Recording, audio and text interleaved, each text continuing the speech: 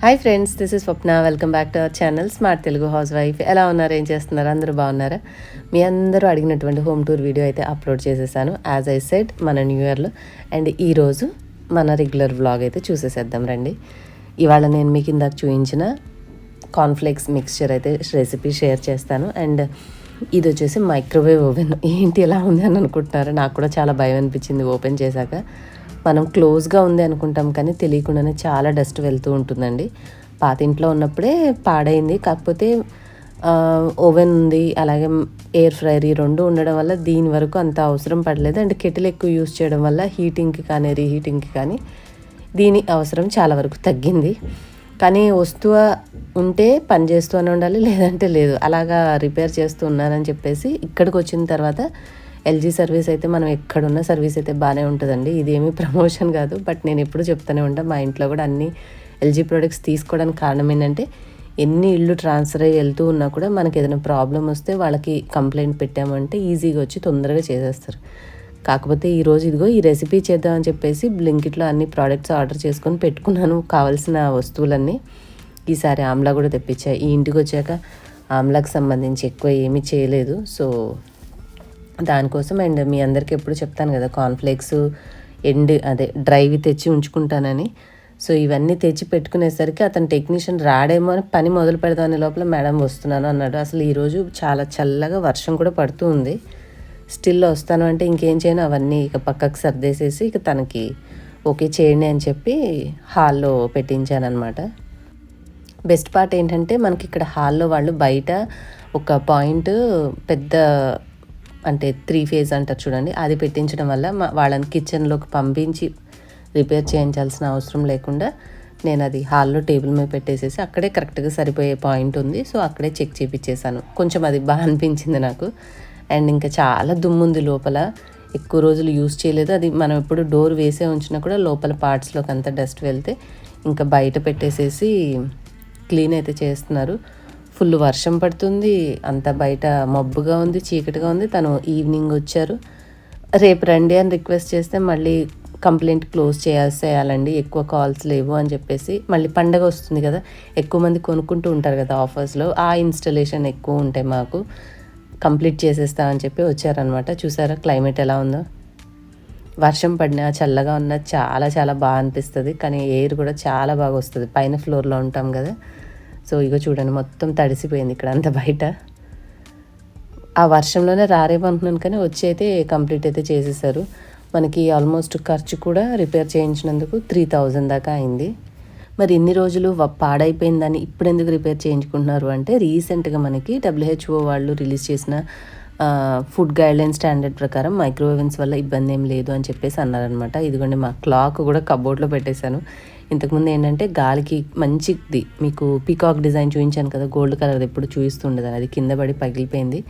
So అందుకని చెప్పేసి ఈసారి మళ్ళీ ఆ ప్రాబ్లం లేకుండా కబోర్డ్లో పెట్టేశాను. అండ్ ఈ రీసెంట్ గైడ్లైన్స్ అండ్ చాలామంది డాక్టర్స్ దీంట్లో ఉండేటటువంటి రేడియేషన్ వల్ల కుక్ అయినా కూడా అది కొన్ని జాగ్రత్తలు ఉన్నాయి. లైక్ మనము మైక్రోవేవ్కి సంబంధించి ఎలా కుక్ చేసుకోవాలి, ఎలాంటివి యూజ్ చేయాలి, ఎలాంటివి చేస్తే ఇబ్బంది లేదు, ఇలాంటివన్నీ తెలుసుకున్న తర్వాత ఓకే నాకు కొంచెం ధైర్యం వచ్చింది. అండ్ ఒక వస్తువుని మనం ఎక్కువ రోజులు వాడిన తర్వాత ఎలక్ట్రానిక్ బయట ఇచ్చేస్తే 1000-2000 కంటే ఏమీ ఎక్కువ రాదు.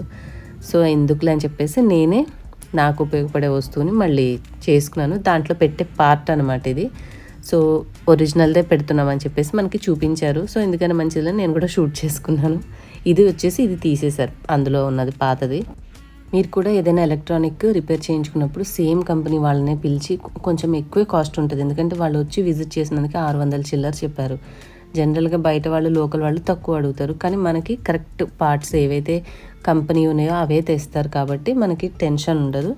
డ్యామేజ్ ఉన్నా కూడా కంపెనీ వాళ్ళు ఇచ్చినవే కాబట్టి మళ్ళీ మనం అడగడానికి కూడా ఉంటుంది. అందుకని చెప్పి నేను ఎప్పుడు కూడా ఈవెన్ గ్రైండర్కి కూడా బ్రాండ్ వాళ్ళనే కస్టమర్ కేర్ వాళ్ళకి, అంటే మనం ఏమో ఎక్కువ పాష్ అని కాదు, ప్రోడక్ట్ అనేది పాడవకుండా ఎక్కువ కాలం కరెక్ట్గా పనిచేయాలంటే ఒరిజినల్ ప్రోడక్ట్స్ తెచ్చి కంపెనీ వాళ్ళతో చేయించుకుంటేనే ₹1 మనకు పెట్టేటప్పుడు కష్టం అనిపించినా అది మళ్ళీ లైఫ్ అనేది ఉంటుంది దానికి. సో మైక్రోవేవ్లో చాలా డేస్ నుంచి వీడియోస్ అయితే చేయలేదు నేను. ఇప్పుడు రిపేర్ అయితే అయింది కదా, కాకపోతే టచ్ ప్రాబ్లం అయితే ఉందండి. అతను అన్నారు ఇప్పుడు అది తీసి సరి చేసామంటే మళ్ళీ ఇది పోతుంది, ఇది ఎంతకాలం వస్తే అంతకాలం వాడుకోండి మేడం అన్నారు. సో అదే చెక్ చేస్తున్నాం అనమాట.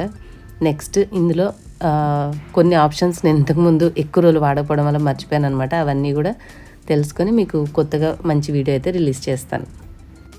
అండ్ ఇంకా అతను వెళ్ళిపోయిన తర్వాత ఆల్రెడీ కావాల్సినవన్నీ తెచ్చి పెట్టుకున్నాను కదా, మళ్ళీ పెండింగ్ పెడితే అబ్బాయికి ఈ పని అవ్వదని చెప్పేసి చిన్నగా కొంచెం ఆయిల్ అప్పటికే నేను హీట్ చేసి ఉంచాను. దాంట్లో ఇక జీడిపప్పులు ఒకటి ఫ్రై చేసి పక్కన పెట్టి, ఇంకా అతను వెళ్ళిన తర్వాత ఫస్ట్ కార్న్ఫ్లేక్స్ క్విక్గా అయిపోతుంది కదా, సో ఎప్పుడు కూడా నేను ఈజీగా అయిపోయే పనితో స్టార్ట్ చేస్తాను. ఎప్పుడు కష్టమైంది పెట్టుకోను. అంటే మనకు ముందు ఒక పని కొంచెమైనా కంప్లీట్ చేసాము అని మైండ్లో ఒక సాటిస్ఫాక్షన్ రావాలని చెప్పేసి డిఫికల్ట్గా ఉన్నది స్టార్ట్ చేసి అబ్బాయి పని అవ్వట్లేదు అనే మైండ్ సెట్ కాదు. ఈజీగా ఉన్నది చేస్తూ ఓకే చాలా వరకు చేసేసామనే ఇది ఉంటే మనం ఇంకా ఎక్కువ ఎనర్జెటిక్గా వర్క్ చేస్తాం అనమాట.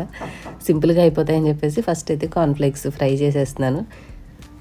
ఇవి మనకి మార్కెట్లో ఆర్టిఫిషియల్ స్వీట్నర్స్ అవి ఇవి యాడ్ చేసి ఫ్లేవర్డ్ అమ్ముతూ ఉంటారు కదా, నేను ఇట్లా ప్లెయిన్వి కూడా ఉంచుకొని కొన్ని మిక్స్చర్లోకి కొన్ని సపరేట్గా పెట్టుకుంటాను. పాలల్లో ఎప్పుడన్నా ఏమీ లేదు అన్నప్పుడు తినాలని అనిపిస్తే సింపుల్గా ఈ కార్న్ఫ్లేక్స్ వేసుకొని కూడా తినేస్తూ ఉంటాను. అందుకని కొంచెం ఎక్కువ క్వాంటిటీలో ఫ్రై అయితే చేశాను. ఈ సన్న జాలి గిన్నెలో పెట్టాను, కానీ దీనికంటే ఏదైనా టిష్యూ పేపర్లో పెట్టుంటే కొంచెం ఆయిల్ ఏదో 1 స్పూను 2 స్పూన్లు కొద్దిగా పని అయినా తప్పేది. ఎందుకంటే చేసేటప్పుడు ఏమనిపించలేదు, కానీ పని అంతా అయిన తర్వాత వచ్చిన గిన్నెలు చూస్తే నీరసం వచ్చిందనమాట. ఇన్ని గిన్నెలు వచ్చాయి, ఇంకా అవి డిష్ వాషర్లో పెట్టలేక అన్నీ ఎండిపోయి ఉంటాయి కదా, పిండి కలిపి గరిటెలు పట్టుకొని అట్లా ఇట్లా మొత్తం నేనే కడిగేసి పడుకున్నా. ఇంకా సెకండ్ అయితే పల్లీలు, ఇవి కూడా ఫ్రై చేసేసుకున్నాను. ఒక చిన్న కప్పు అంత తీసుకున్నాను, మేబీ 150 గ్రామ్స్ ఉంటాయేమో. సో అవి కూడా వేడి వేడి నూనెలో వేసేసి కొంచెం మీడియం ఫ్లేమ్లో ఫ్రై చేసుకుంటే మాడిపోకుండా మంచిగా వేగుతాయి. నెక్స్ట్ వచ్చేసి పుట్నాలు, ఇవి కూడా కొంచెం కలర్ మారే వరకు ఫ్రై చేసుకుంటే క్రిస్పీగా అవుతాయి. తినేటప్పుడు మనకి చాయ్ టైంలో అంటే జనరల్గా ఈవినింగ్ టైం గ్రీన్ టీ కానీ ఏ తీసుకున్నా కూడా లైట్గా కొంచెం మనకి క్రిస్పీగా తినాలి. ఎక్కువ ఈ చలికాలం ఎంతసేపు క్రిస్పీగా ఏమైనా తినాలని మైండ్ అనిపిస్తూ ఉంటుంది కదా. అండ్ చాలామందికి చాయ్ తాగే అలవాటు ఉన్నప్పుడు ఏదైనా నమ్కీన్ ఇట్లా మంచివి తినడం ఇష్టం కాబట్టి ఇలాంటివి చేసి పెట్టుకుంటే మన ఇంట్లోనే అలా ఒక చిన్న కప్పు తిన్నామంటే ఫుల్ సాటిస్ఫాక్షన్గా ఉంటుంది. ఈ కరివేపాకు మాత్రం చాలా జాగ్రత్త చేయాలి. ఐరన్ కడాయి కదా, వేడి ఎక్కువ ఉండడం వల్ల వెంటనే కలర్ చేంజ్ అయిపోయినాయి. ఇవి వేయడమేమో కానీ అవి వేగడం బాగానే అయిపోతున్నాయి. అన్నిటిని తీసుకోవడమే చాలా సమయం అనిపించింది. చాలా చేసేయాలని ఆలోచించాను, కానీ చాలా ఏమి చేయలేము, 1-2 మాత్రమే చేయగలమని అనిపించింది. దట్టు నేను లేట్గా స్టార్ట్ చేశానులేండి. కొంచెం టైం మనకి అన్నం తిన్న తర్వాత స్టార్ట్ చేసుకుంటే బై ఈవినింగ్ వర్క్ అయిపోతే ఫ్రీగా అనిపించేది. బట్ ఆ ప్రోడక్ట్ అదంతా తీసుకొచ్చి క్లీన్ చేసి అదంతా సరి చేసుకుని మళ్ళీ అదంతా ఇంట్లో క్లీన్ చేసుకునేసరికి ఈ పని దగ్గర నాకు ఒకటి మాత్రమే చేయగలిగాను. ఇదైతే రెడీగా ఉంటే మంచిగా తినవచ్చు అని చెప్పేసి సింపుల్గా పల్లీలు, పుట్నాలు అండ్ కార్న్ఫ్లేక్స్ ఇవన్నీ కూడా ఫ్రై చేసేసి కొన్ని సపరేట్గా పెట్టుకున్నాను. మీకు చెప్పాను కదా, సో పాలల్లో అట్లా వేసుకోవడానికి సైడ్ డిష్గా కూడా ప్లెయిన్ కార్న్ఫ్లేక్స్ బాగుంటాయి, సో అందుకని ఉంచాను. అండ్ ఇంకా నా దగ్గర ఇవి ఎర్ర అటుకులు ఉన్నాయి. మన రెగ్యులర్ అటుకులు అయితే అట్లా నూనెలో పడంగానే ఇట్లా పఫ్ అయిపోతాయి, వెంటనే తీసేసుకోవాలి. కానీ ఇవి కొంచెం టైం పడతాయి కాబట్టి నేను అందులో ఆయిల్ కూడా కొంచెం ఇవన్నీ ఫ్రై చేసేసరికి బాగానే తీసుకుంటుంది కార్న్ఫ్లేక్స్. అండ్ ఇంకొక రీజన్, నేను కార్న్ఫ్లేక్స్ ఇప్పుడు మీరు చూసారు కదా ఆయిల్లో ఆల్మోస్ట్ బాగా లాగేస్తుంది నూనె అవి ఫ్లఫీగా అవ్వడానికి. కానీ సేమ్ కార్న్ఫ్లేక్స్ని మనం మైక్రోవేవ్లో ఆయిల్ లేకుండా తక్కువ ఆయిల్తో జస్ట్ కొంచెం ఆయిల్ వేసి కోట్ చేసేసి పెట్టినా కూడా పర్ఫెక్ట్గా అవుతాయి. సో ఇట్లాగా క్రిస్పీగా మనకి సైడ్ మంచింగ్ చేసుకునేవి మైక్రోవేవ్లో తక్కువ నూనెతో చేసుకోవచ్చు అనమాట. మనమేమి రోజు అన్నాలు, కూరలు, టిఫిన్లు దాని మీద డిపెండ్ అవ్వము. సైడ్ డిష్గా చేసుకునే కొన్ని ఐటమ్స్ని దాంట్లో చేసుకుంటే నూనె ఎక్కువ అవసరం అవ్వదు అనమాట. సో దట్ క్యాలరీస్ అనేవి తగ్గించుకోవచ్చు మనం తినే ఫుడ్లో. ఇంకా ఇప్పటి వరకు చేసిన వాటికి ఆ నూనె చేతులతోటి కింద పడి స్టవ్ మీద పడి 10 సార్లు కెమెరా ఆన్ ఆఫ్లు చేసి విసుకొచ్చింది. ఈ పిండి కలిపిన ప్రాసెస్కి అయితే నేను షూట్ చేయలేదు. 1 కప్పు శనగపిండికి 1 కప్పు బియ్యం పిండి కొంచెం ఉప్పు వేసేసి సన్నగా అంటే చపాతీ ముద్దలాగా కలిపి ఇట్లాగా సన్న చక్రాల్లాగా చేసుకున్నాను. ఇవి కూడా మిక్స్చర్లో వేసేస్తాను అనమాట.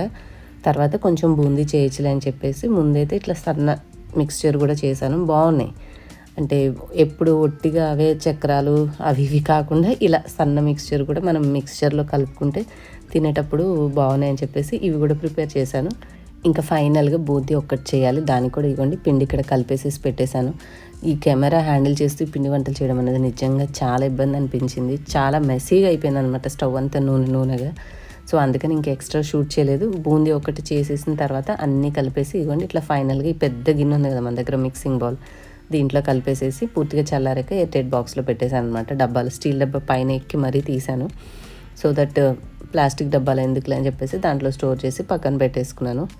ఎలా అనిపించింది సింపుల్ రెసిపీ, మీకు నచ్చిందా? అండ్ మీరేం పిండి వంటలు చేసుకున్నారు సంక్రాంతికి నాతోటి కామెంట్ సెక్షన్లో చెప్పండి. మీరు గమనిస్తే నేను ఎక్కువగా పిండి వంటలు చేస్తూ ఉండను, ఎందుకంటే నాకు ఎందుకు ఆ పిండి వంటలు అంత ఇష్టం అనిపించదు. సో ఇన్స్టెంట్గా అప్పటికప్పుడు చేసుకుని తినేవి అయితే చేస్తూ ఉంటాను తప్ప ఇలా చేసి స్టోర్ చేసుకునేవి పెద్దగా ప్రిఫర్ చేయను అనమాట. అందుకే చాలా తక్కువ ఐటమ్స్ చేస్తూ ఉంటాను. ఇది నా ఫేవరెట్ కాబట్టి చేశాను ఈసారి. సో అదండి ఇవాళ సింపుల్ వ్లాగ్. మీకు ఈ రెసిపీ నచ్చింది అని అనుకుంటున్నాను. అండ్ నెక్స్ట్ ఇంకేమైనా ఫర్దర్గా చేస్తే మళ్ళీ మీకు వీడియోస్లో షేర్ చేస్తాను. ఇది సండే మీల్ ప్లేట్. ఏమేమి ఐటమ్స్ అనేది గెస్ట్ చేస్తే కామెంట్ సెక్షన్లో రాయండి. తేజు సంక్రాంతి హాలిడేస్కి వచ్చాడనమాట. సో చాలా డేస్ తర్వాత వచ్చాడు కదా, సో తన కోసం స్పెషల్గా చేశాను. సండే రోజు మంచిగా ఎంజాయ్ చేశాడు. నేనైతే తిననులేండి. సో ఏం రెసిపీ అయి ఉంటుంది అనేది కామెంట్ సెక్షన్లో చెప్పడం మర్చిపోకండి. బై ద వే ఈ వీడియో నచ్చితే మీకు లైక్ చేసి తెలిసిన వాళ్ళు కూడా షేర్ చేసి ఇన్స్టాగ్రామ్ ఫేస్బుక్లో అండ్ మన వాట్సాప్లో ఫాలో చేయడం మర్చిపోకండి. మరొక వీడియోతో మళ్ళీ కలుస్తాం. Till then keep smiling and thank you all for watching. Bye bye.